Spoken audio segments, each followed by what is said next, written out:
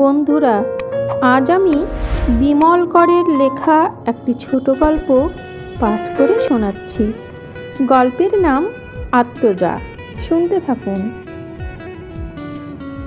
হিমাংশু স্বামী, যুথিকা স্ত্রী। ওরা বছর পাঁচেকের ছোট বড়। দেখলে মনে হবে ব্যবধান 5-এর নয়, 8 কিংবা 10-এর। মেয়ে পাশে থাকলে এই হিসেবটাও গোলমাল হওয়া বিচিত্র নয়। পুতুল যদি 15ই পা দিয়ে থাকে আর যুথিকা সত্যি সত্যি গর্ভধারিণী হয় ও মেয়ের, তাহলে বলতে হবে রোগা খাটো চেহারার মেয়েরা বেশ বয়স লুকোতে পারে, যেমন যুথিকা। অবশ্য যুথিকা কখনো বয়স লুকোবার চেষ্টা করতো না, বরং পুতুল যে তার মেয়ে এ কথা হাবে ভাবে সাজে পোশাকে পরিস্ফুট করার ঝোঁকটা স্বভাবে দাঁড়িয়েছিল। এই চেষ্টা সত্ত্বেও পুতুলের মা যুথিকাকে মোটেই পঞ্চদশী কন্যার জননী বলে মনে হতো না, বরং এই ধরনের সাজ পোশাক ওর রোগা খাটো চেহারার ওপর শালীনতা ও আভিজাত্যের একটা সুষমা ফুটিয়ে তুলত, যা দেখলেই মনে হওয়া স্বাভাবিক 15 বছরের মেয়ের মা সাজার চেষ্টাটাও কৃত্রিম। আসলে পরিচ্ছন্ন ও পরিমিত সজ্জার আশ্রয়ে একটি খাটো লঘু নারী দেহে মেদ শুষ্ক দুর্বল অস্থিগুলো আশ্চর্যভাবে আত্মগোপন করত। এমনকি পান পাতা ঢঙ্গের ছোট একটি মুখে ব্যাধির যে বিবর্ণ রেখাঙ্কন স্বভাবতই দৃষ্টিগোচর হওয়ার কথা, তাও ঢাকা পড়ে যেত। বলা মুশকিল যুথিকার মনের সুগোপন কোণে ওরই অজ্ঞাতে এই দ্বিতীয় বাসনা ছিল কিনা, যদিও আচরণে উল্টোটাই প্রকাশ পেত। স্ত্রীর তুলনায় স্বামী বিপরীত মেরুর। যুথিকা 31 হলে হিমাংশুর 36 হওয়ার কথা। স্বতন্ত্রভাবে ওকে দেখলে পরিণত যৌবনের দীপ্তিতে চোখ ঝলসে যায়। সুগঠিত অঙ্গ, স্বাস্থ্য সমৃদ্ধ, সর্বাঙ্গে তার সেই প্রাণবন্ত যৌবনের খুশি হাসি। আর হিমাংশু তো সবসময়ই হাসছে, সকাল দুপুর সন্ধে সবসময় সর্বত্রই। একটা মানুষ যে এত হাসতে পারে ওকে না দেখলে বিশ্বাস করা কঠিন। এমনিতেই গলার স্বর ভরাট, জোরে হাসলে বাতাসের ঢেউ এমনভাবে গলা দিয়ে বাইরে হাওয়ায় এসে শব্দ তুলত, যা শুনলে মনে হবে এক জোড়া পায়রা আগল দেওয়া ঘরে ডানার শব্দ তুলে উঠছে। এমন হাসি দিনে অসংখ্য বার শোনা যায়। হিমাংশুর পাশে থাকলে যদিও সব সময়ের হাসিটা তার ঠোঁটে গালে লেগে থাকে, চোখেও কিছুটা। অনেকের এ হাসি পছন্দ, অনেকের নয়। যেমন পুতুলের খুব ভালো লাগে, যুথিকার লাগে না। বরং দেখা গেছে মাঝে মাঝে রীতিমতো বিরক্ত হয় যুথিকা, কড়া সুরে ধমক দেয়, বলে, ইস অমন বিকট শব্দ করে কি হাসো। অফিস যাবার মুখে হিমাংশু তখন হয়তো রুমালটা ট্রাউজারের পকেটে পুরছে, খুবই ব্যস্ত ভাব।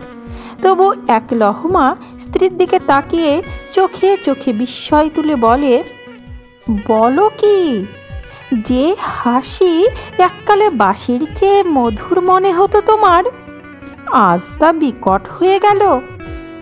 একটা হয়তো অপ্রতিভ হয় যুথিকার, কিন্তু সঙ্গে সঙ্গে সামলে জবাব দেয়, এককালে রঙ্গ করার বয়স ছিল করতুম, তা বলে আজও কি তোমার মতন ছেলে মানুষই করতে হবে।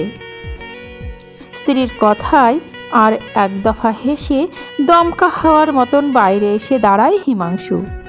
পাশের ঘরের দিকে মুখ বাড়িয়ে ডাকে, পুতুল রেডি, আমি নিচে নামলাম, তাড়াতাড়ি আয়। কথা শেষ হতে না হতে দেখা যায় তরতর করে সিঁড়ি বেয়ে হিমাংশু নিচে নেমে গেছে। পুতুল সবে বারান্দায়। মা মেয়েতে চোখাচোখি হয়। যুথিকা পাশ কাটিয়ে নিচে নামতে থাকে। হঠাৎ তারপর সিঁড়ির মাঝবাঁকে দাঁড়িয়ে পড়ে। হিমাংশু পায়ে ক্লিপ লাগিয়ে সাইকেলের হ্যান্ডেলে হাত রেখে অপেক্ষা করছে, চোখ সিঁড়িতে। যুথিকা বিরস চোখে তাকিয়ে শুরু করে, তুমি যাও, পুতুল যাবে না। যাবে না কেন? হিমাংশু বুঝেও না বোঝার ভান করে। অসহ্য বিরক্তি মেশানো গলায় যুথিকা এবার জবাব দেয়, এক কথা 100 বার বলতে আমার ভালো লাগে না। কতবার না বলেছি ওকে তুমি সাইকেলের পেছনে চাপিয়ে রাস্তা দিয়ে নিয়ে যাবে না? হিমাংশু চকিতে একবার স্ত্রীর মাথা টপকে দেখে নেয়। পুতুল এক সিঁড়ি করে নিঃশব্দে মার প্রায় পিঠের কাছে এসে দাঁড়িয়েছে। চোখে মুখে চট করে একটু অপরাধের ভাব ফুটোয় হিমাংশু। আজ কিভাবে যে একটু দেরি হয়ে গেল গো, বুঝতেই পারলাম না। পুতুলের স্কুলের বাসটাও ফিরে গেল, কিন্তু অযথা স্কুল কামাই করা কি ভালো হবে? ওর আবার আজ অঙ্কের ক্লাস। কিরে, আজ না হয় নাই গেলি পুতুল? বাপের কথায় মা ঘাড় ফিরিয়ে মেয়ের দিকে তাকায়। কান্না কান্না মুখ করতেই তিলমাত্র দেরি হয় না মেয়ের আসতে, অথচ শব্দটা যাতে বাবার কানে যায় ততটুকু চড়িয়ে পুতুল বলে, অঙ্কের ক্লাস কামাই গেলে বড্ড যাতা করে বলে মিস সরকার। যুথিকা চূড়ান্ত শাসনের সুরে জবাব দেয়, সে কথা আগে মনে থাকে না? হেলাফেলা করে কেন তুমি স্কুলের বাস ফেল করো? শুনবে বকুনি, শোনাই উচিত। একটু থেমে যুথিকা এবার স্বামীকে উদ্দেশ্য করে বলে, ট্রাম বাসে পৌঁছে দিতে বললে এক্ষুনি বলবে তোমার অফিসের লেট হয়ে গেছে। বুড়ো ধাড়ি মেয়েকে সং সাজিয়ে সাইকেলের পেছনে করে রাস্তা দিয়ে না নিয়ে গেলে তোমার বাহার হয় না? যাও যাও, যা খুশি করোগে। কথা শেষ করেই যুথিকা উপরে উঠতে থাকে।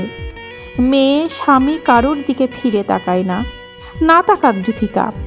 পুতুল হরিণ গতিতে নিচে নেমে এসে বাবার পাশটিতে দাঁড়ায়। হিমাংশু মুচকি হেসে মেয়েকে সদরের দিকে পা বাড়াতে ইঙ্গিত করে। মেয়ে শাসনের রাশটা ইদানিং যুথিকা শক্ত করেই ধরেছে। ফলে সাইকেলের পেছনে চেপে স্কুল যাওয়াই শুধু নয়, আরও অনেক খুঁটিনাটি বিষয় নিয়ে নিত্যই স্বামীকে ভৎসনা করছে মেয়েকেও।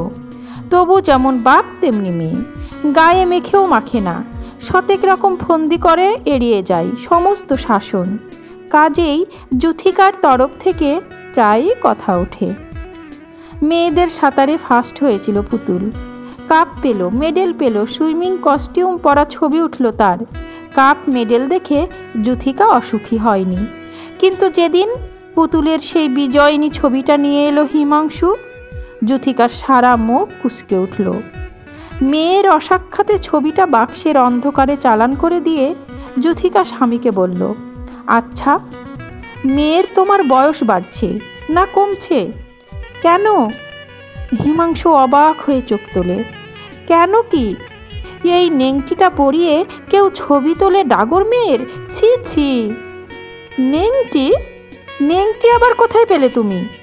ওটা তো সাঁতারের জামা। বাহ, আমারও তো অমন জামা আছে, ছবিও আছে, দেখোনি নাকি তুমি?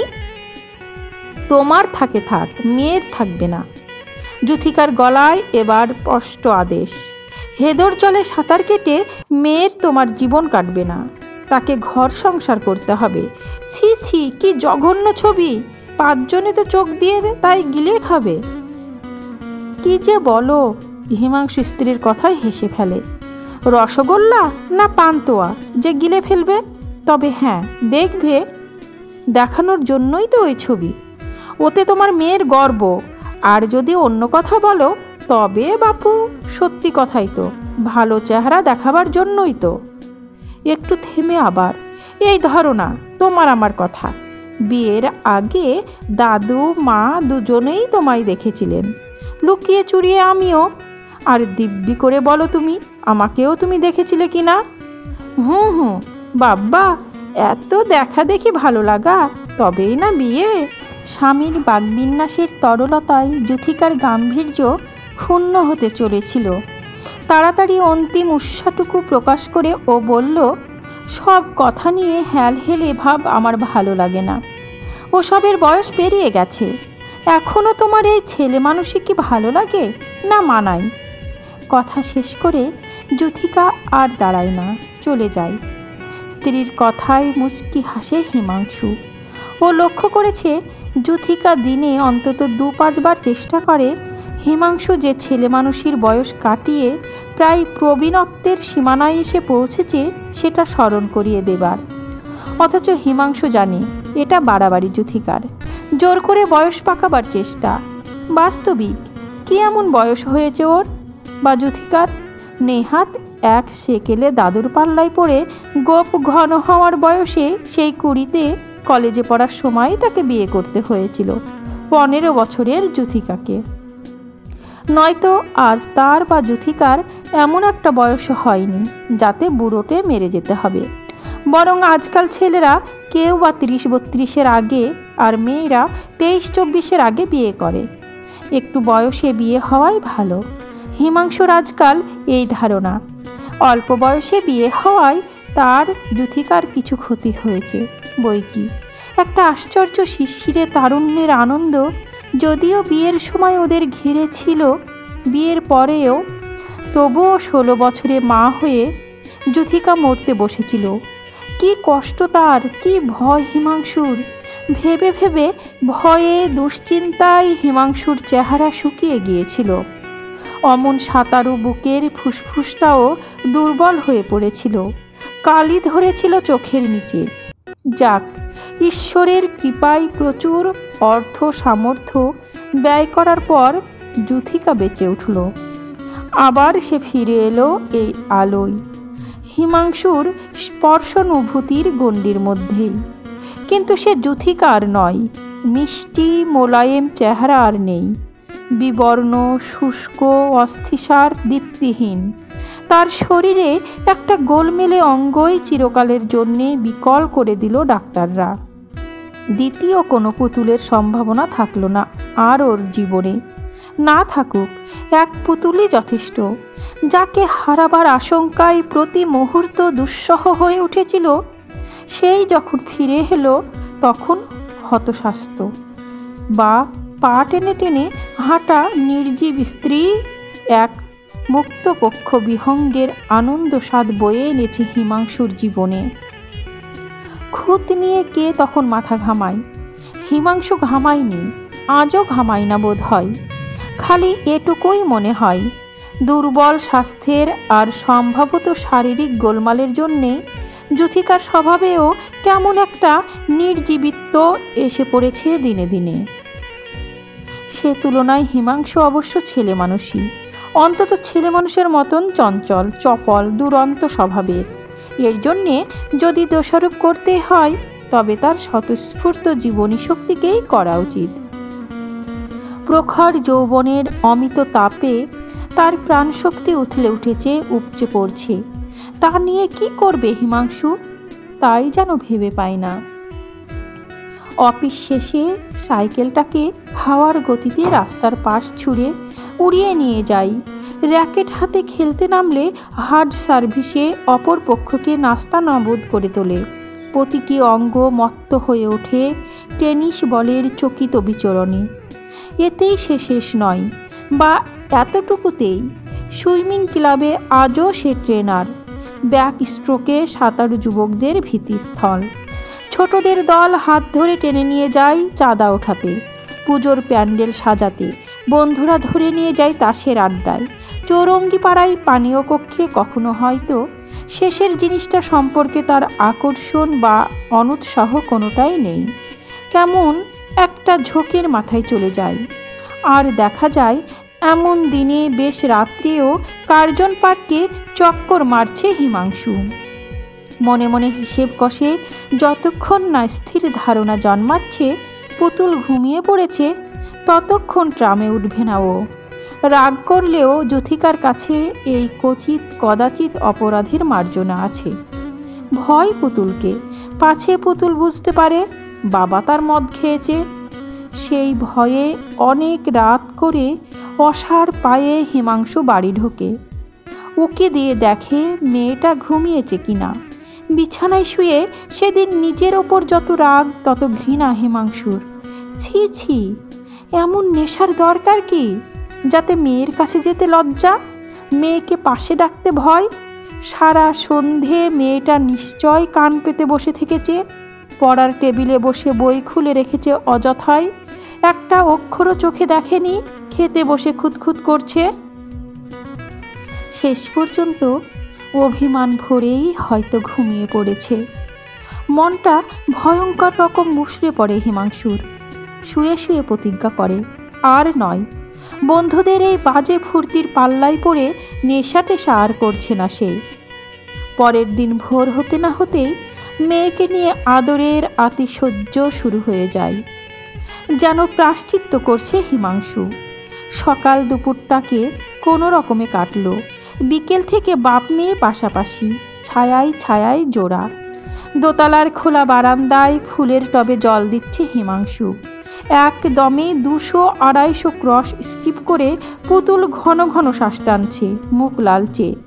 তারপর মুখ হাত ধুয়ে সেজে গুজে বেড়াতে বেরোই মেয়ে নিয়ে হিমাংশু। ট্যাক্সি চড়ো, ট্রফি কোন কেন, গল্পের বই চাও তো তাই, রিবন, পেন্সিল, গ্রামাফোনের রেকর্ড, যা চাও। এমনি এক প্রায়শ্চিত্তের দিনে সকাল থেকে যা শুরু হয় যুথিকা তা মোটেই সহ্য করতে পারে না। মুখ ফুটে স্পষ্ট করে বলাও যাচ্ছে না কিছু। এক পিস্তুত বোন এসেছে দিল্লি থেকে, আজ সকালেই, বিকেল পর্যন্ত থাকবে। তারপর যাবে তার ভাইয়ের বাসায়। সেই বোন শিপ্রা, যার নাম। দিল্লির কোনো এক মেয়ে কলেজে পড়ায়, এখনও কুমারী। যুথিকার প্রায় সঙ্গে সঙ্গে রয়েছে শিপ্রা। ওর সংসারের খুঁটিনাটি দেখছে আর গল্প করছে দিল্লির আত্মীয় স্বজনের। আর বলতে কি, এরই ফাঁকে তার রোল্ড গোল্ডের চশমার ফাঁক দিয়ে বেশ মনোযোগ দিয়ে দেখছে বাপ আর মেয়েকে।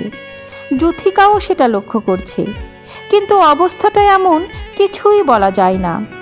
সবচেয়ে বেশি রাগ হয় যুথিকার ক্যালেন্ডারের লাল তারিখের ওপর। এত ছুটি যে কেন থাকে অফিস আর স্কুলের, যুথিকা বুঝতে পারে না।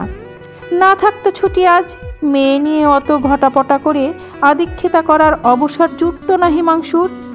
ছি ছি, শিপ্রাদি দেখছে তো, কি ভাবছে কে জানে, নিশ্চয় ভালো কিছু নয়। আভাসে যেন শিপ্রাদি বুঝতে না পারে, তেমন ইঙ্গিতে তবু কয়েকবার চেষ্টা করল যুথিকা হিমাংশুকে সরিয়ে নেবার।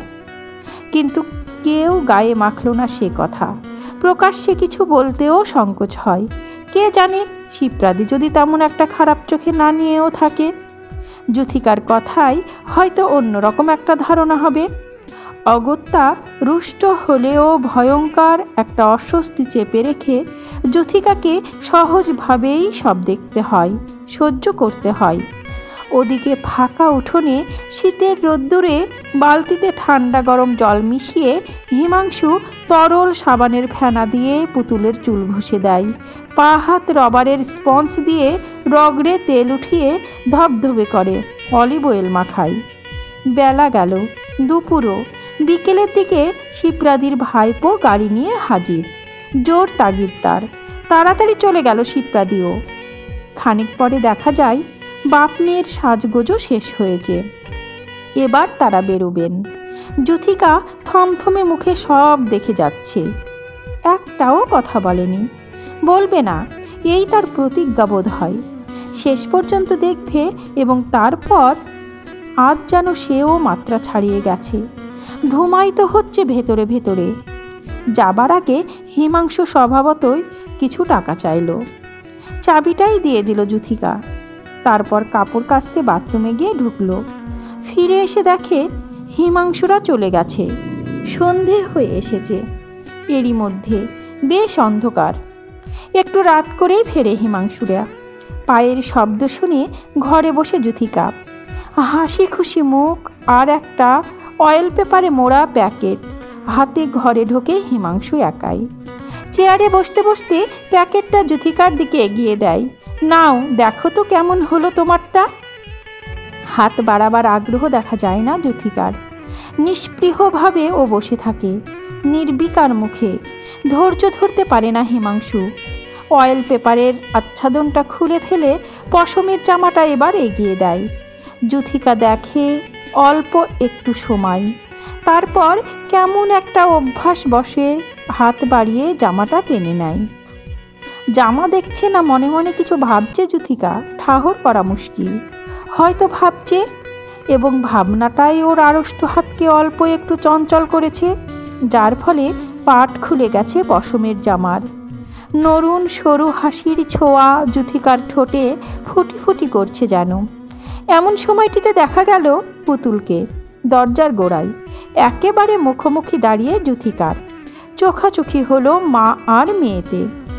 মার চোখ মেয়ের সর্বাঙ্গ লেহন করল, আর পর মুহূর্তেই যুথিকার সারা মুখ থমথমে হয়ে আসে। একটু রোদের আভাসে ফুটতে না ফুটতেই আকাশ যেন আবার কালো মেঘে ছেয়ে যায়। থমথমে মুখটা অন্যদিকে ফিরিয়ে নেয় যুথিকা। ভুরুর ওপর আঁচড় কেটে অদ্ভুত একটা বিরক্তি চোখের পাতায় এসে জমেছে। দৃষ্টিটা এখন তার দেয়ালে, তীরের ফলার মতো ছুচুলো হিংস্র একটা টিকটিকির মুখের ওপর। হাতের আঙ্গুলগুলো যে জ্বালা করছে এতক্ষণ স্পষ্ট যেন অনুভব করতে পারে যুথিকা। তবে তাই হবে, মোলায়েম পশমে নয়, তুষের আগুনেই অজান্তে হাত রেখেছিল ও। ছুঁড়েই দিয়েছে নাকি হাত থেকে খসেই পড়েছে ঠিক বোঝা যায় না। দেখা গেল পশমের জামাটা যুথিকার পায়ের তলায় মেঝেতে পড়ে। এক পলক মার দিকে তাকিয়ে এগিয়ে এলো পুতুল। টুপ করে জামাটা কুড়িয়ে নিল। চোখে মুখে তার অনেক বিস্ময়, কিছু কাতরতা। কি হলো মার, পছন্দ হয়নি? এমন আকাশ নীল রং জামাটার গলার কাছে দুসুতোই তোলা সাদা ফুল আর লতার কাজ, দামও প্রায় 22। বাস্তবিক যা সুন্দর, খুবই পছন্দ হয়েছে ওদের, ওর আর বাবার। তাই কি না অপছন্দ মার? মনটা মুষড়ে পড়ে পুতুলের। তবু চুপচাপ সে দাঁড়িয়ে থাকে, মোলায়েম পশম মুঠোই ভরে বোকার মতন বাবার মুখের দিকে তাকিয়ে।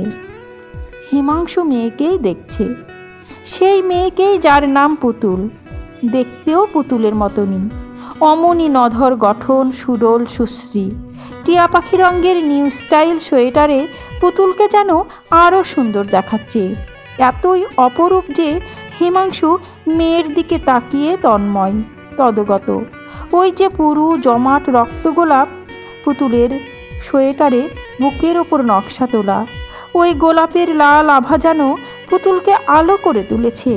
তার গায়ের সবুজ মুখ, চোখ, হাত পার লালচে সাদায় সেই আলোয় ঢেউ ফেনার মতন ছড়ানো ছিটানো। খুশিতে উপচে ওঠে হিমাংশু, ডাক দেয়, গ্র্যান্ড, কাছে আয়, কাছে আয় তো পুতুল দেখি।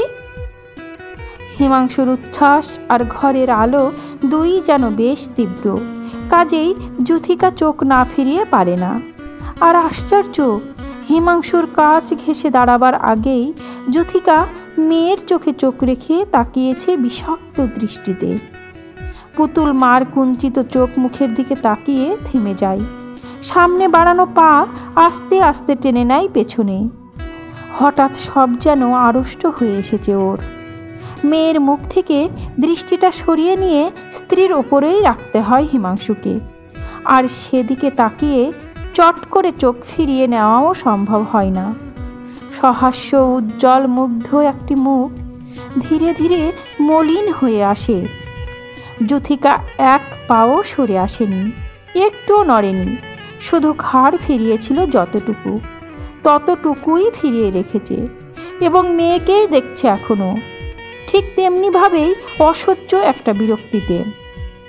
বোঝা যায়নি যুথিকা এবার কথা বলবে। ঠোঁট নড়তেই বোঝা গেল একটা চিকন স্বর থেমে থেমে স্পষ্ট থেকে স্পষ্টতর হতে লাগলো। ঘরে নীরবতা নিষ্করুণ, একটি আদেশের কাঠিন্য থমথমে হয়ে ভেঙে পড়ল। ও ঘরে গিয়ে জামা ছেড়ে চুপচাপ বসগে যাও, শালটা গায়ে জড়িয়ে নিও। চোখ নামিয়ে নিয়েছে পুতুল অনেক আগেই। মার আকাশ নীল রঙের পশমের জামার বোতামটাই অনর্থক খুঁটে চলেছে ও। বড্ড শক্ত, নখ বসে না, দাঁত দিয়ে কামড়াতে পারলেই যেন বেশ হতো।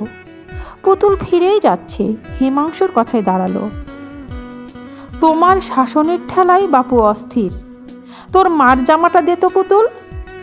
হিমাংশু হাত বাড়ায়।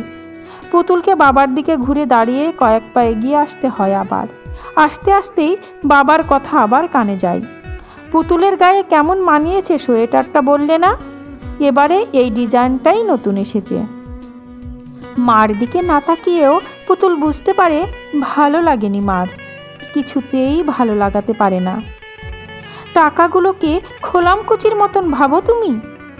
যুথিকা বলছে, পুতুলও শুনে যাচ্ছে।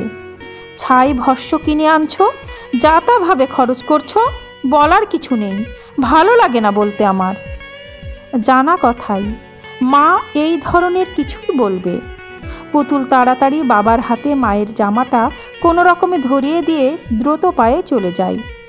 পুতুল চলে যেতে হিমাংশু যুথিকার দিকে তাকালো, যুথিকাও স্বামীর দিকে। 2-3 পা সরে এসে বিছানায় বসে পড়ে ও। কি হলো তোমার আবার? হিমাংশু জানতে চাই। অযথা মেয়েটাকে ধমকালে কেন? ধমকালেই বাকি। যুথিকা হাত বাড়িয়ে হিমাংশুর হাত থেকে জামাটা টেনে নেয়, বিছানার একপাশে ছুঁড়ে দিয়ে বলে, তোমার মেয়ের এসব ধিঙ্গিপনা আমার ভালো লাগে না। তুমি ওকে দিন দিন কি করে তুলছো আমি ভেবেই পাই না। এরপর ওর কি হবে? ও এটা সেই পুরনো কাসুন্দি। খানিকটা স্বস্তি পায় হিমাংশু, মুখে আবার হাসি ফুটে ওঠে। কোলের ওপর থেকে গরম শালটা তুলে বিছানার উপর রেখে দেয়, আরাম করে সিগারেট ধরায় একটা। যুথিকা তাকিয়ে তাকিয়ে সব দেখে। স্বামীর ভাবভঙ্গি থেকে মনের কথাটাও বোঝা যায়, অর্থাৎ হিমাংশু যে তার কথাগুলো পরম অবহেলায় সরিয়ে রাখল, যুথিকা তা বুঝতে পারে। সঙ্গে সঙ্গে রাগটা দ্বিগুণ হয়ে জ্বলে ওঠে ওর। এসব তোমায় ছাড়তে হবে, যুথিকা আদেশের সুরে বলে। কি? মেয়ে নিয়ে এই ন্যাকামি? হিমাংশু স্ত্রীর দিকে চেয়ে এবার হেসে ফেলে, বলে, মুশকিলে ফেললে। মেয়ের মাকে নিয়ে ন্যাকামি করতে চাইলেই কি তুমি রাজি হবে? যুথিকা ধমক দিয়ে ওঠে, সব সময় তোমার তাচ্ছিল্য ভাব আমার ভালো লাগে না। কি বা আমার ভালো লাগে তোমার? হিমাংশু উঠতে উঠতেই বলল, ওই তো জামাটা কিনে আনলাম তোমার, ওটাই কি ভালো লেগেছে? ওঠো না, বসো। যুথিকা হাত বাড়িয়ে স্বামীর পাঞ্জাবির হাত ধরল। আমার জন্যে তোমার জামা কিনে আনতে বলিনি, না বললেই কি আনতে নেই? হিমাংশু আবার বসে পড়েছে ইচ্ছে করে, আদর করেও তো মানুষ কিনে আনে। আমার বেলায় ইচ্ছেও নয়, আদরও নয়।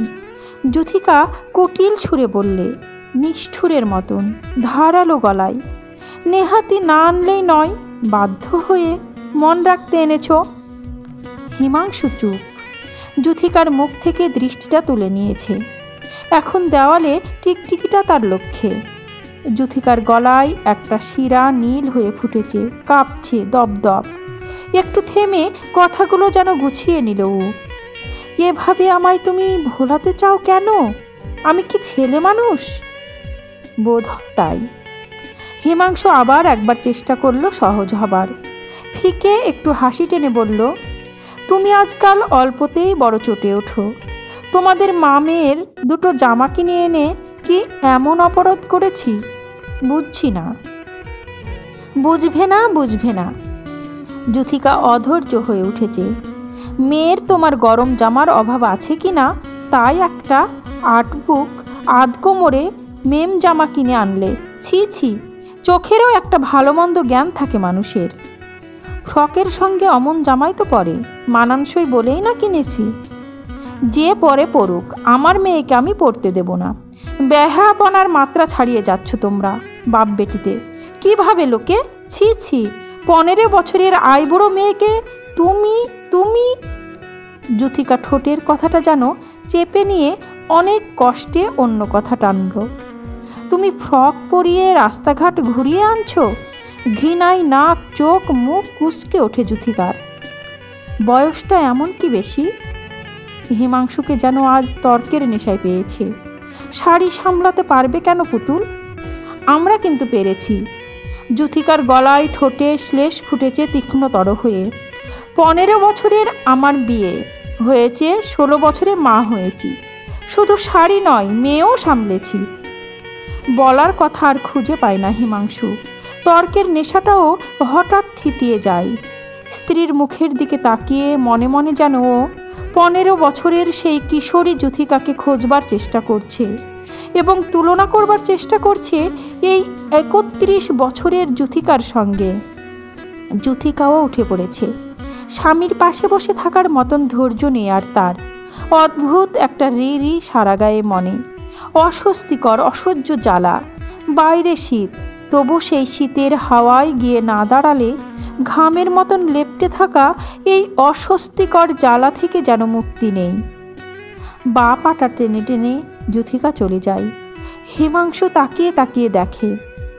তারপর 2 দিন যুথিকা গুম হয়ে থাকে। যতদূর সম্ভব কম কথা বলে, গলার স্বর খাদে নামিয়ে সংসারে তার উপস্থিতিটাকে নিরাসক্ত রাখতে চায়। 3 দিনের দিন গুমোট ভাবটা কাটতে শুরু করে। পর্দা চড়ে যুথিকার স্বরের। আড়ালে বাপ আর মেয়ে মজা পাওয়ার হাসি হাসে। ওরা জানে যুথিকার রাগের বহর কতখানি, তার পরিণতি কোথায়। এবার জেরটা একটু বেশিক্ষণ স্থায়ী হলো, এই যা তা হোক। গুমোট ভাবটা কাটার সঙ্গে সঙ্গে হিমাংশু আর পুতুল স্বস্তির নিঃশ্বাস ফেলে বাঁচল। এখন কিছুদিন শাসনের রাশটা একটু আলগাই থাকবে। যুথিকার স্বভাবই তাই। মেয়ে বাপ দুজনাই তা জানে, আর সেই কথা ভেবে দুজনাই পরম খুশি। 4 দিনের দিন বলল শনিবার। জানা গেল দুপুরে যুথিকা যাবে শিপ্রাদিদের বাসায়, ফিরবে সন্ধেবেলায়। পুতুল স্কুল থেকে ফিরে এসে বাড়িতে একাই থাকবে। হিমাংশু যেন অফিসের ছুটির পর আড্ডা মারতে না গিয়ে সকাল সকাল বাড়ি ফিরে আসে। স্কুলের বাসে ওঠার আগে পুতুল চুপি চুপি হিমাংশুকে তারিখটা স্মরণ করিয়ে দেয়। আজই কিন্তু 13th বাবা, ভুলো না। সেই রসিদটা আমি তোমার শার্টের বুক পকেটে রেখে দিয়ে গেলাম। রসিদের কথা ভোলেনি হিমাংশু, কিন্তু অফিসের পর অন্য এক ঝামেলায় পড়ে তার দেরি হয়ে গেল। বাড়ি ফিরতে বেশ বিকেল। পুতুল তখন ঝি রাসমণির সাহায্য পিঠের ওপর সাপের মতো 2 বেনি ঝুলিয়ে সবে উঠে দাঁড়িয়েছে। বাবার হাত থেকে প্যাকেটটা নিয়ে খুশির দাপটে পুতুল বলল, আমি ভাবছিলাম তৈরি হয়নি বোধ হয়। দর্জিদের কাণ্ড। তুমি এত দেরি করলে কেন বাবা? মেয়ের কাছে কৈফিয়ত দিতে দিতে হিমাংশু চেয়ারে বসলো পা ছড়িয়ে। টান টান হয়ে ঝুপ করে বাবার পায়ের কাছটিতে বসে পড়ল পুতুল। তরিত হাতে জুতোর ফিতে খুলে মোজা খুলে জুতো জোড়া হাতে করে উঠে দাঁড়ালো। ঘরের এক কোণে রাখলো। বলল, আমি তোমার চা করে আনি। হ্যাঁ, তুমি একটু জিরো। তা না হয় জিরোচ্ছি। কেমন করলো ওটা দেখলি না? দেখবো, দাঁড়াও না। তোমার চা দিয়ে নি আগে। হাত মুখ ধুয়েই একেবারে পড়ব। সাপের মতন 2 লিকলিকে বেনি নাচিয়ে পুতুল ছুটল চা তৈরি করতে। চা শেষ করে হিমাংশু আরাম করে সিগারেট ফুঁকল। উঠে ট্রাউজার ছেড়ে ধুতিটা জড়িয়ে নিল। বাইরের ফাঁকা দালানে অন্ধকার নেমেছে ততক্ষণে। তাতে কি, বেশ একটা আমেজ আর আরাম লাগছে। হিমাংশু চেয়ারের ওপর এলিয়ে চোখ বুজে পড়ে থাকলো। টুক করে আলো জ্বলে উঠল ঘরের। চোখ খুলে হিমাংশু দেখে পুতুল একেবারে ঘরের মাঝটিতে দাঁড়িয়ে। আলোর তলার সদ্য পরিচ্ছন্ন ধবধবে মুখটিতে ফুটফুটে হাসি, চোখের তারায় ফুলঝুরির দীপ্তি। গায়ে তার সদ্য আনা ক্রিমসন রঙের সেই লুজ ফ্রক। চুলের একটা বিনুনি গলার পাশ দিয়ে ব্যাকা হয়ে বুকের মাঝটিতে এসে পড়েছে। আগায় যার সাদা জরির রিবনের তৈরি ফুল ঝিকমিক করছে আলোয়। ঠিক যেন একটি লতানো ডাটার উপর 1 থোকা ফুল ফুটে রয়েছে। আশ্চর্য, আশ্চর্য সুন্দর এই পুতুল। কি নিখুঁত অঙ্গ, কপাল, মুখ, চোখ, ঠোঁট, গলা সব যেন সামঞ্জস্য করে কেউ এঁকেছে নিপুণ তুলিতে। 2টি হাত যত নিটোল তত কোমল। 2টি পা তাও যেন লালচে মোমের ছাঁচে গড়া, মসৃণ, মোলায়েম, মধুর। মন্দ করেনি না বাবা? পুতুল লাজুক হাসি হাসে। মেয়ের গলার স্বরে তন্ময়তা ফিকে হয় হিমাংশুর। ওয়ান্ডারফুল। রংটা তোকে বিউটিফুল মানিয়েছে। একটু কিন্তু বেশি ঢিলে করে ফেলেছে, যাই বলো। মেয়ে খুদ ধরছে এবার। নাম যখন লুজ ফ্রক, তখন তো একটু ঢিলে ঢালা হবেই, বোকা। বই কি তা বলে এত? এই দেখো না, হাঁটুর কাজটা ঘাগরা মতন হয়ে গেছে, আর পিঠের কাজটাই বড্ড বেশি কাপড় রেখেছে। বুকের কাছে একটা কুচি দিয়ে নিতে হবে নিজেকেই। পুতুল একে একে টুকটাক খুঁত ধরিয়ে দিচ্ছে। হিমাংশুকে উঠতে হয়। এত খুঁত যখন, তখন একবার ভালো করে দেখতেই হয় অবশ্য। মেয়ের কাছটিতে এসে দাঁড়ায় ও, মেঝেতে হাঁটু গেড়ে বসে। ফ্রকের কাপড়ের ঝুলের অংশটা একবার উঁচু করে একটু। মেয়ে বলে, হ্যাঁ, এই পর্যন্ত হলে ভালো হতো। হিমাংশু মাথা নাড়ে, ঠিক। তারপর বুক। হিমাংশু বুকের দুপাশের কাপড় দু হাতের আঙ্গুলে আলতো করে ধরে কাপড়ের বিস্ত্রিটা পরখ করে, সংকুচিত করে বুকের বস্তাংশটা। কুচি দিয়ে নিলে কি ভালো দেখাবে রে? বরং একটু ছোট করতে দিয়ে এলে কেমন হয়? না না, দরকার কি? পুতুলের আপত্তি। আমি হাতেই এমন সুন্দর করে একটা হনিকম্বের কাজ করে নেব, দেখো। এরপর কোমর। সত্যি বেঢপ বড় করেছে, কাপড় রেখেছে একরাশ। হিমাংশুর 2 বিঘতের মধ্যে পুতুলের কোমরটা আটো হয়ে থাকে। কি সরু সুন্দর কোমর পুতুলের। হিমাংশু পরখ করে, ভাবছে, হাসছে।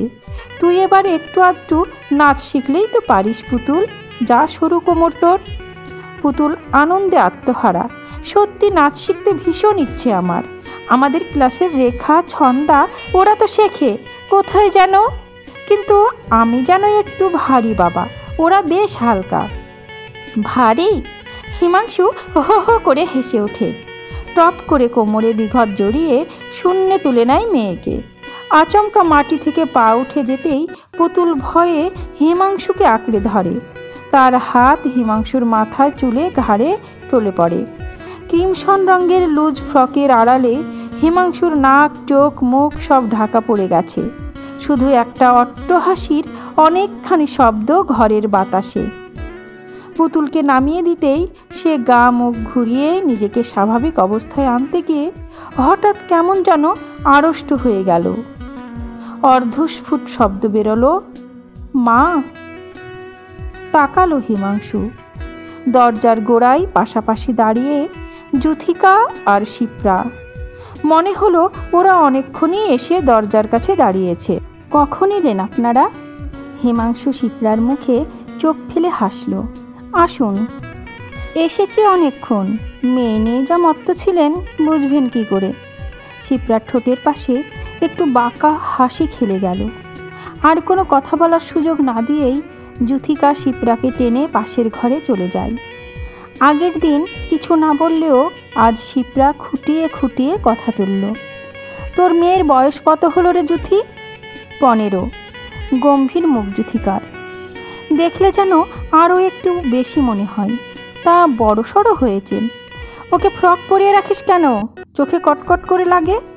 সাদ করে কি পরিয়ে রাখি? যুথিকা অন্যদিকে মুখ ফিরিয়ে তিক্ত স্বরে বলছে, ওর বাবার শখ, মেয়েকে শাড়ি পরতে দেবে না। বাবার শখ? ঠোঁট উল্টে শিপ্রা একটা বিশ্রী শব্দ করল।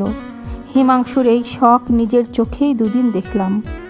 আবার একটু থামল শিপ্রা। তারপর গলার স্বর নিচু করে যেন উপদেশ দিচ্ছে এমনভাবে বলল, জিনিসটা মোটেই ভালো নয় যুথি, এসব আশকারা তুই দিবি নে। এ এক ধরনের কমপ্লেক্স। যুথিকা শেষ কথাটা বুঝল না। শিপ্রাদির চোখের দিকে তাকালো। মানে ও সে তুই বুঝবি না। শিপ্রা যুথিকার অজ্ঞতাকে উপেক্ষা জানিয়ে অনুকম্পার হাসি টেনে আনলো ঠোঁটে। আসলে যুথি এই ধরনের রুচি, কি বলবো জানো একে? হ্যাঁ, এই ধরনের রুচি খুব খারাপ, নোংরা। যুথিকা কয়েক মুহূর্ত ফ্যাকাশে অর্থহীন চোখে তাকিয়ে থাকে শিপ্রাদির মুখের দিকে। তারপর উঠে দাঁড়ায় আস্তে আস্তে। আলমারি খুলে টাকা বের করে। খান 5 10 টাকার নোট এনে শিপ্রার মুঠোর মধ্যে গুজে দেয়। এতে হবে তোমার? হ্যাঁ হ্যাঁ, যথেষ্ট। আমি তাহলে উঠি যুথি, বেশি রাত হলে বাড়ি খুঁজতে বিপদ হবে। টাকাটা তোকে দিল্লি ফিরে গিয়ে পাঠাবো, কিন্তু সঙ্গে কাউকে নিয়ে যাও না। না না, দরকার নেই, একাই বেশ যেতে পারবো। চলি, হ্যাঁ। শিপ্রা চলে যায়। নিচে নেমে বিদায় দিয়ে আসে যুথিকা। উপরে উঠে শাড়িটা বদলে নিয়ে কোনো রকমে বাথরুমে গিয়ে তপ্ত চোখে মুখে হাতে পায়ে অনেকখানি জল ঢালে। তারপর সেই সপসপে ভিজে অবস্থাতেই বিছানায় এসে শুয়ে পড়ে, বাতি নিভিয়েই।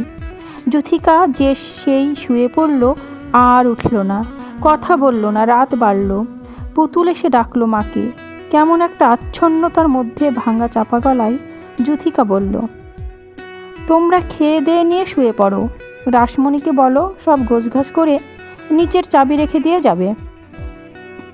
রাত বেড়ে চলেছে। ঘড়িতে 10টা বেজে গেল। পুতুল এসে শুয়ে পড়ল মার পাশে। ধোয়া মোছা সেরে রাসমণি উপরে এসে চাবি রেখে গেল।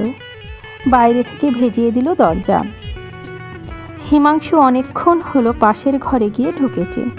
ও ঘর এ ঘরের মধ্যে যে দরজা, তাতে কপাট থাকলেও সে কপাট বন্ধ হয় না। একটা পর্দা শুধু ঝোলে। ও ঘরেই হিমাংশু শোয়, তার নিজস্ব কাজকর্ম করে। স্বামীর শোয়া বসার জন্যে পুতুল বড় হবার পর যুথিকা নিজের হাতেই এ ব্যবস্থা করেছে। হিমাংশুর ঘরে আলো জ্বলছে। নিশ্চয় সে ঘুমোয়নি। হয় কোনো বইয়ে, না হয় ক্রসওয়ার্ড পাজলে ডুবে দিয়েছে।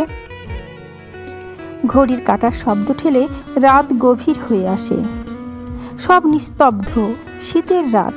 সমস্ত পাড়াটাই এতক্ষণে যেন ঘুমিয়ে পড়েছে, এ বাড়িটাও। একটা বিড়াল সিঁড়ি দিয়ে পালিয়ে গেল। তার শব্দ শুনতে পাওয়া যায় কেউ খিল খুললে। জানালায় ছিটকিনি দিলেও খুট করে আওয়াজ ওঠে। এমনকি পুতুল ঘুমিয়ে ঘুমিয়ে কেসে উঠছে। সেই খসখসে ভাঙ্গা আওয়াজ নিবিড় নিস্তব্ধতার মধ্যে কানে লাগে। অনেকখানি ঠান্ডা খড়খড়ির ফাঁক দিয়েও যেন যুথিকাদের ঘরে ঢুকে পড়েছে। 12টা বেজে গেল। ঘড়ির সেই ঘণ্টা পেটার শব্দটা যেন 12টা মগুর পিঠে গেল ঘরের অন্ধকারে। ধকধক করে যাচ্ছে যুথিকার বুক। খসখসে একঘেয়ে কাশি কেসে চলেছে পুতুল। ফট করে বাতি জ্বলে উঠল। যুথিকার বিছানার পাশে হিমাংশু দেখছে বই কি হিমাংশু, পাশাপাশি মা আর মেয়েকে। যুথিকার ডান দিকে কাত হয়ে শুয়ে বালিশের ভাঁজের তলায় মুখ চাপা। ডান হাতটাও গালের ওপর দিয়ে কপাল বেয়ে বালিশের প্রান্তে এলিয়ে রয়েছে। কিছু ভালো করে দেখা যায় না, চোখের পাতা বোঝা। মার দিকেই মুখ করে কাত হয়ে ঘুমোচ্ছে পুতুলও। ক্রিমসন রঙের সেই লুজ ফ্রক এখনও তার অঙ্গে। গায়ের লেপটা সরে গেছে অর্ধেক, দেহটাই তার খোলা। হিমাংশু আরও একবার মুগ্ধ চোখে মেয়েকে দেখে দাঁড়িয়ে দাঁড়িয়ে। সাদা চাদর আর বালিশের ফেনার মধ্যে সূর্যাস্তের রং ছোপানো একটি ঢেউ যেন। হয়তো দুঃস্বপ্ন দেখে ঠোঁট খুলে কেমন একটু কোকিয়ে ওঠে। থেমে গেল পুতুল। আবার কাশল খুক খুক করে। নড়ে চড়ে উঠে ফের শান্ত। রাত্রে কাশিটা বেড়েছে মেয়েটার। যেভাবে শোয় রোজই হয়তো ঠান্ডা লাগে। গলার কাছটায় অত খোলা না রাখলেই কি হয়। হিমাংশু হাত বাড়িয়ে গলার কাছটায় জামার টিপকলটা এঁটে দেয় পুতুলের। লেপটা টেনে দেয় গলা পর্যন্ত। কতকগুলো চুল কপালের পাশ দিয়ে চোখে এসে পড়েছিল, আস্তে আস্তে সরিয়ে দেয়। গভীর সোহাগে গালে মুখে কপালে হাত বুলিয়ে সরে আসে। বারান্দার দিকের দরজাটা ফাঁক হয়েছিল, বন্ধ করে দেয় হিমাংশু। ছিটকিনি তুলে দেয়, বাতি নেবায়। তারপর পর্দা সরিয়ে যায় নিজের ঘরে। বিছানার দিকেই এগোতে যাচ্ছে হিমাংশু। হঠাৎ কে যেন পিছন থেকে টান দিল চাদরে। মুখ ফেরাতেই দেখে যুথিকা। তুমি ঘুমোওনি? হিমাংশু অবাক। না, ঘুম থেকে তো নয়, যেন ঘুম জ্বর থেকেও উঠে এসেছে। তেমনি শুকনো টকটকে ওর চোখ মুখ, তেমনি বিশ্রী ঝাঁজ আর তিক্ততা তার গলায়। কি করছিলে তবে এতক্ষণ? হিমাংশু আবার এগোতে চায়। তোমার কীর্তি দেখছিলাম। যুথিকা আবার বাধা দেয়। কীর্তি? অবাক চোখে চায় হিমাংশু। তাই? ঠোঁটটা দাঁতে কামড়ে ধরেছে যুথিকা। স্পষ্ট করে বলো, যা বলতে চাও। হেয়ালি করো না, আমার ঘুম পাচ্ছে। হিমাংশু এই প্রথম বিরক্ত হলো। বলবই তো। যুথিকা স্বামীর চাদর ছেড়ে দিল। অপ্রকৃতিস্থ দৃষ্টিতে তাকালো ঘরের এদিক ওদিক। তারপর হঠাৎ যেন কপাট এতকাল খোলাই থাকতো রাত্রে, সেই পাশের কপাটটা পর্দা সরিয়ে বন্ধ করে দিল। এক মুহূর্ত থামল। কি ভাবলো সে কে জানে। দুপা এগিয়ে সুইচটা অফ করে দিল। মুহূর্তে সারা ঘর অন্ধকারে ভরে গেল। এক পাশের এক খোলা জানলা দিয়ে বাইরের একটু আলোর আভাস জেগে থাকলো। বাতি নেবালে কেন? অন্ধকারেই বিছানার পাশে এগিয়ে গিয়ে বসলো হিমাংশু। অন্ধকারই ভালো। আলোয় তোমার মুখের দিকে তাকিয়ে কথা বলতেও আমার ঘেন্না হয়। হিমাংশু কত দূর বিস্মিত হয়ে অন্ধকারে ঠাহর করা যায় না। রাত দুপুরে কি পাগলামি শুরু করলে যুথি? কি যাতা বলছো? পাগলামি নয়, যা বলছি তা তোমার শুনতেই হবে। আমি আর পারছি না, আমার সহ্য শক্তি আর নেই। যুথিকা সত্যিই বুঝি ক্ষিপ্ত হয়ে উঠেছে। তোমরা দুজনে মেয়ে আর বাপে মিলে আমায় শেষ করে ফেলছো। কি চাও তুমি? আমি চলে যাই? আমি মরে যাই? এসব কি বলছো? ঠিক কথাই বলছি। তুমি কি বলো তো, মানুষ না পশু? পুতুল না তোমার মেয়ে? অন্ধকারেও হিমাংশু একবার চমকে ওঠে, স্ত্রীকে দেখবার চেষ্টা করলো। রাত দুপুরে তুমি এই কথা বলতে এসেছো? হ্যাঁ হ্যাঁ, রাত দুপুরে। তুমি যেমন লুকিয়ে 15 বছরের মেয়ের ঘুমন্ত চেহারা দেখতে যাও। যুথি! হিমাংশু কিছু যেন বলতে চায়, কিন্তু তার গলার স্বর চাপা দিয়ে যুথিকার তীক্ষ্ণ, অসম্ভব তিক্ত একরাশ অভিযোগ স্রোতের মতন বেরিয়ে আসে। তুমি বাপ হতে পারো, কিন্তু সে মেয়ে, তার রূপ আছে, বয়স আছে। তার কি নেই, কি হয়নি জানো না তুমি? তবু এই মেয়ে নিয়ে তোমার বেহায়াপনা রোজ রোজ আমি দেখে যাচ্ছি। বাইরের লোক এসেও আজ দেখে গেল। ছি ছি, কোন আক্কেলে তুমি ওর বুকের মুখ গুজে থাকো? কোমর জড়িয়ে ধরো। যুথিকার হাঁপ ধরে যায়। তবু অনেক কষ্টে দম নিয়ে আবার সে বলে, এতদিন বুঝিনি, আজ বুঝতে পেরেছি। মেয়েকে ফ্রক পরাবার বায়না তোমার কেন? চুপ করো, চুপ করো যুথি! অন্ধকারেই হিমাংশু দাঁড়িয়ে উঠেছে, কাঁপছে তার গা গলা। করবো বই কি, চুপ তো করবই, চিরকালের মতনই। এত পাপ তোমার মনে, তবু আমি থাকবো ভেবেছ? আমি? যুথিকা আর পারে না, কান্নায় তার গলা একেবারে বুঝে এসেছে। অনেকটা ফোফানো আবেগের অদ্ভুত একটা ছমছমে শব্দ উঠিয়ে আশ্চর্য করুণভাবে ডুকরে কেঁদে ওঠে অন্ধকারেই ও চলে যায়। একটা শব্দ শুধু ওঠে, পাশের কপাট খুলে আবার বন্ধ হওয়ার শব্দ। কটি তো মুহূর্ত, কিন্তু এই অল্প একটু সময়ের ব্যবধানে হিমাংশু এই ঘর, পরিবেশ, সংসার, স্ত্রী, কন্যা সমস্ত থেকে ছিটকে এক বিভৎস অন্ধকারে গিয়ে পড়েছে। সেখানে কিছু কি আছে? বাতাস, আলো? কিচ্ছু না, শুধু সাপের কুণ্ডলীর একটা হিম স্পর্শ, আর প্রতি পলকে শত সহস্র বিষাক্ত দংশন, যার বিষে এখনও সে অসার, যার ক্রিয়ায় এখনও সে অচেতন, এবং যে দংশনে তার স্নায়ু মৃত। নিছক একটা মানসিক প্রাণ এখনও আশ্চর্যভাবে গিরি গোপন শীর্ণ জলপ্রবাহের মতো ক্ষীণ স্রোতে বয়ে যাচ্ছে। শুধু এইটুকু মাত্র অনুভূতিতেই হিমাংশু এখনও কানের কাছে যুথিকার সেই তীক্ষ্ণ, নির্মম, নিষ্ঠুরের মতো শানিত কথাগুলো শুনতে পাচ্ছে। আর শুধু শোনা নয়, যুথিকার প্রত্যেকটি অভিযোগ অদ্ভুতভাবে একটি একটি করে অসংখ্য ছবি ফুটিয়ে তুলছে, জীবন্ত করছে বহু ঘটনা, বহু মুহূর্ত, বহু অচেতন অভিপ্সা। পুতুলের বুকে মুখ গুজে হিমাংশু হাসছিল বটে, কিন্তু কোথায় একটা সুধার স্পর্শ যেন ছিল। ঠিক ঠিক, পুতুলের হাঁটুর উপর থেকে বস্ত্র সরিয়েছে ও, কিন্তু চোখে পড়েছে একটি অন্য আকাশ। কি ফুল, কি পাপড়ি!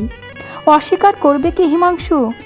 পুতুলের চুল, চোখ, সর্বাঙ্গের ঘ্রাণ ওর চিত্তে যে শিহরণ জাগিয়েছে, তার মধ্যে কোনো আনন্দের স্বাদ ছিল না। কোনো কিছুই অস্বীকার করবে না হিমাংশু, করতে চায় না আজ। এই নিষ্ঠুর সত্যের মুখোমুখি দাঁড়িয়ে কার কাছে কি গোপন রাখতে পারে সে? নিজেকে? তারই তো অংশ পুতুল। নিজেকে গোপন করার অর্থই তো পুতুলের কাছে নিজেকে গোপন করা। হিমাংশু তা পারে না। যদি মনের সংগোপনে জট পাকিয়ে গিয়ে থাকে অজ্ঞাতে, অদ্ভুত কোনো আবর্ত সৃষ্টি হয়ে থাকে, তবে সব আজ প্রকাশ হোক। জানালাটা হাট করে খুলে দেয় হিমাংশু। শীতের কুয়াশায় সমস্ত আচ্ছন্ন। পাশের বাড়িটাও হারিয়ে গেছে, হয়তো অমনি হবে। স্নেহের আর পিতৃত্বের কুয়াশায় হিমাংশুর সত্য পরিচয় ঢাকা ছিল। আবার যেন একটা বিষাক্ত ছোবল খেয়ে ওর চিন্তাটাই অসাড় হয়ে এলো। বাতি জ্বালবে নাকি হিমাংশু? এত অন্ধকার, যেন একরাশ অশরীরী প্রেত স্পর্শ ওকে ঘিরে রয়েছে। একটু আলো আসুক। হিমাংশু অস্থিরভাবে অন্ধকারে হাত বাড়ায়। হঠাৎ চমকে ওঠে, হাত সরিয়ে নেয়। না না, অন্ধকারই ভালো, আলো নয়। আলো এসে হিমাংশুকে প্রকাশ করে দেবে। নিজেকেই নিজে সে দেখতে পাবে, স্পর্শ করতে পারবে। কুৎসিত একটা গলিত কুণ্ঠকে কি স্পর্শ করা যায়? না, প্রকাশ করা যায়। ঘিন ঘিন করে ওঠে হিমাংশুর গা, মন, হাত পা। থাক, অন্ধকারেই থাক, আর যেন আলো না ফোটে। হ্যাঁ ঈশ্বর। পলে পলে পলাতক সময় এসে রাত চুরি করে নিয়ে যায়। কখন যেন হিমাংশুর খেয়াল হয় তার চোখ, মুখ, মাথা সব পুড়ে যাচ্ছে। অসহ্য যন্ত্রণা, জ্বালা। একরাশ সুস ফুটে চলেছে মাথায়। কোথায় যেন হিমাংশু শক্ত মুঠিতে চুল চেপে ধরে টানে টানে। আহ, কি আরাম! জলের জন্য আকুল বিকুলি করছে প্রত্যেকটি শিরা, প্রতিটি স্নায়ু। একটু জল। হিমাংশু কেমন করে যেন বারান্দার দিকের দরজাটা খুলে বেরিয়ে আসে। হুট করে ছুটে পালায় বেড়ালটা। ঠান্ডা কনকনে হাওয়া এসে গায়ে, মাথায় চোট দিয়ে যায়। আরও একটু সম্বিত ফিরে পায় হিমাংশু। বুক টেনে টেনে নিঃশ্বাস নেয়। দাঁড়িয়ে দাঁড়িয়ে একবার আকাশ দেখে, কয়েকটা তারা। তারপর টুক করে বাথরুমের দরজা খুলে ভেতরে ঢুকে যায়। আবার একটা মৃদু শব্দ। ভেতর থেকে ছিটকিনি তুলে দেয় হিমাংশু। বাথরুমে এসে দাঁড়াতেই হিমাংশুর খেয়াল হয় কাচের উঁচু জানলা দিয়ে একটু ফর্সা এসে ঢুকছে। পা পা করে এগিয়ে যায় ও জল নয়, আয়নার দিকে। আয়নায় স্পষ্ট, খুব অস্পষ্টভাবে মুখ দেখা যাচ্ছে তার। একেবারে কাছটিতে এসে দাঁড়ায় হিমাংশু। আয়নার বুকে একটা জল ধোয়া স্লেট রঙের ছবি ফুটেছে। তীক্ষ্ণ চোখে তাকিয়ে হিমাংশু সেই ছবির মধ্যে কাকে বুঝি খুঁজছে। গালে হাত তুলতেই ছবির মধ্যে থেকে সেই ছায়াকৃতি লোকটাও নড়ে ওঠে। হিমাংশু সে নয়, কারণ হিমাংশু পিতা। কিন্তু ও অন্য লোক, যে পিতা নয়, পশু, যার দৃষ্টি সুস্থ মানুষের নয়, জানোয়ারের। হিমাংশুই অসম্ভব ঘৃণা হয় তার উপর। শুধু ঘৃণাই নয়, তাকে ধিক্কার দেয় হিমাংশু। ইচ্ছে হয় ওর টুটি চেপে ধরে, ওর রক্তের পঙ্কিল গন্ধে। আশ্চর্য, আরও কি ফর্সা হয়েছে আকাশ? নাকি একটু আলো আসছে কোথাও থেকে? আয়নার ছবিটি আরও স্পষ্ট। আয়নার নিচের একটি সরু ব্র্যাকেটে সাজানো দাড়ি কামানোর সামান, ডেটল, খুর, সেই রবারের হ্যান্ডেল, ব্রাশ সব ফুটে উঠেছে। জানোয়ারটার চোখে চোখ রাখতেই আর ইচ্ছে হচ্ছে না হিমাংশুর। ওর রক্তের পঙ্কিল গন্ধ যেন ভেসে আসছে। বিকৃত মুখভঙ্গি করে হিমাংশু ব্র্যাকেটের ওপর থেকে খুরটা তুলে নেয়। রক্তের স্বাদ আছে, কিন্তু গন্ধ আছে নাকি? নেই। কিন্তু ভ্যাপসা পচা ঘায়ের মতন গন্ধ আসছে কোথা থেকে? পঙ্কিল রক্তের, কলুষ নিঃশ্বাসেরও হতে পারে ওই পশুটার। হিমাংশু আর সহ্য করতে পারছে না। ঘিন ঘিনে গন্ধটা তার সর্বাঙ্গে জড়িয়ে গেছে। এমনকি বুঝি রক্ততেও মিশে গেছে।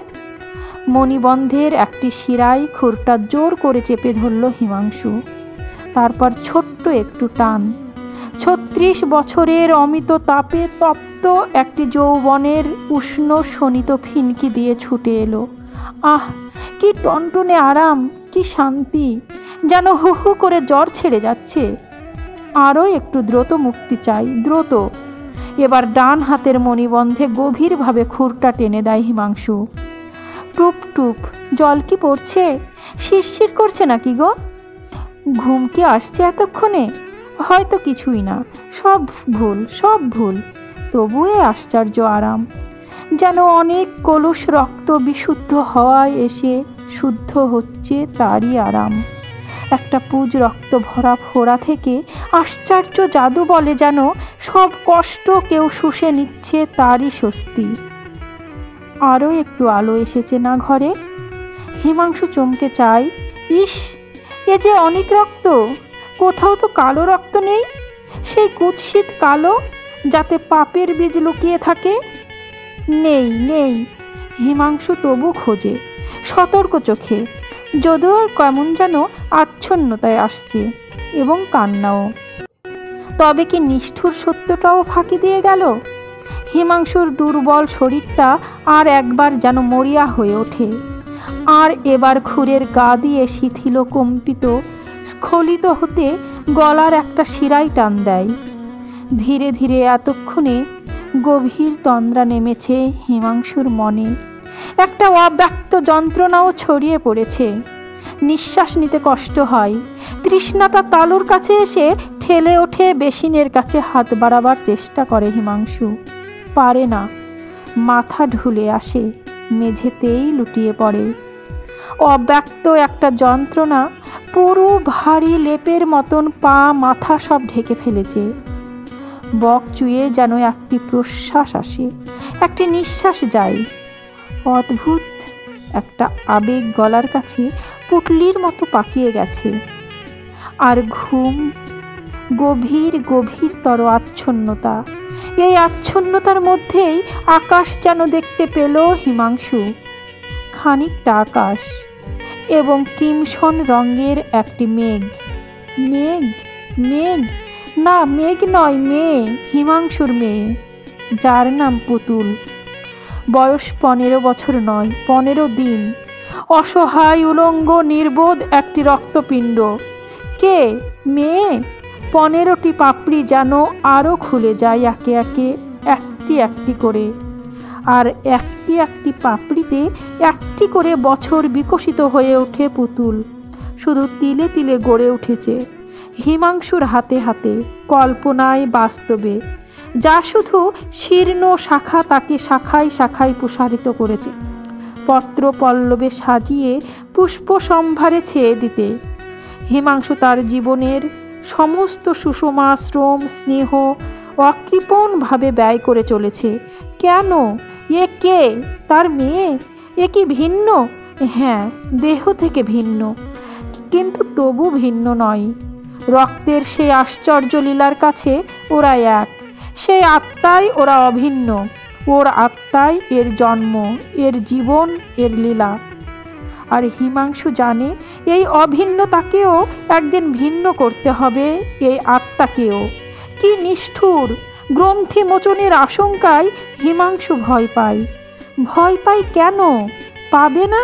পাবে বই কি। কারণ পুতুলও শেষে একদিন যুথিকা হয়ে সংসারে ফুটে উঠবে। 16 বছরে যার জীবন, যৌবন, প্রেম, উদ্দীপনা, আনন্দ সব অন্ধকার করে নেমে আসবে একটি চিরাচরিত অভ্যাস, যা কুটিল, জটিল, স্বতন্ত্র, সন্ত্রস্ত। আর তখন হিমাংশু শূন্য, যেমন আজ। জীবনের সেই ছেলেবেলার সুখ, স্বপ্ন, মুক্তি সমস্ত থেকে সে শূন্য, যেমন বিতাড়িত যুথিকার উত্তপ্ত অনুরাগ থেকে। হিমাংশুর হৃৎপিণ্ডে এতক্ষণে একটা সাহস এলো, ভাসমান মনে একটি আশ্রয়। না, তবে এই তো কারণ। যা 15 বছরের পুতুলকে ছোট দেখেছে, ছোটই ভেবেছে, প্রার্থনা করেছে নিঃশব্দে নিত্যদিন, পুতুল, আমার পুতুল, আমার কাছে ছোটটি থাক চিরকাল। ঈশ্বর, তুমি ওকে যৌবন দিও না, প্রজাপতির রং ছুড়ো না ওর মনে। ও যে আমার সেই ছেলেবেলা, আমার সেই সুখ, সেই মন আর আনন্দ, সেই আত্মা। একটি শুধু অক্ষয় স্মৃতি। 15 বছরের যুথিকাকে নিয়ে আমি যা হারিয়েছি, যুথিকা যা হারিয়েছে, তার স্পর্শ কেন দেবে নিষ্ঠুরের মতন ওকেও? হিমাংশু শেষে ঘুমের ঢেউয়ে ভেসে যাবার আগে চেষ্টা করে উঠে দাঁড়াবার, বাথরুমের দরজা ভেঙে ছুটে গিয়ে পুতুলকে বুকে জড়িয়ে ধরবার। কিন্তু তাই কি সে পারে? পারে না। মন দিয়ে স্মৃতিকে জীবন্ত করা যায়, আত্মাকেও, কিন্তু দেহকে? হিমাংশু একবার চোখের পাতা খুলেছিল একটু, আর সেই মুহূর্তটুকু জুড়ে বাইরের ফর্সার মধ্যে একটি বিনুনি ঝোলানো ক্রিমসন রঙের মুখ ছিল। একটি মুখ, যা হিমাংশুর আত্মার, যে ছবি ও নিজেই দেখেছে, আর কেউ নয়, কেউ না। সমাপ্ত। গল্প আত্মজা। কলমে বিমল কর, কণ্ঠে আমি রোজি।